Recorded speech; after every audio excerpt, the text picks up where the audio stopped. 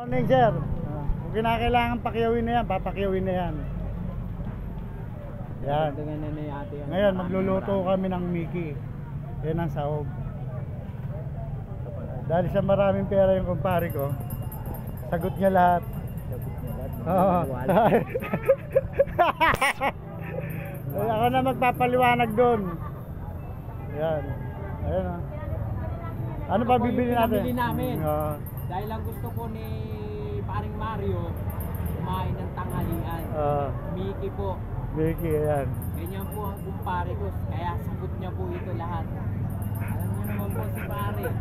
Kaya talaga makakain lahat. Parang mga kumpare niya. Parang nilaglag siya po. Siya ang financer namin. Andiyan lahat yung pera lang. Pera ko. Kami na yung pera ko dyan. Kukunin kayo. Wala oh. Ayan. Ang daming pera. Yan. Baka malaman ni Mare na pera niya yun, maano siya sa kulambo. Takot, mailabas sa kulambo. Yan. Sige na pare. Nasa likuran mo lang ako, ipa-vlog kita. Ha? Baka makadapa ka dyan pare, baka madapa ka dyan. Okay na. God bless po, love you all.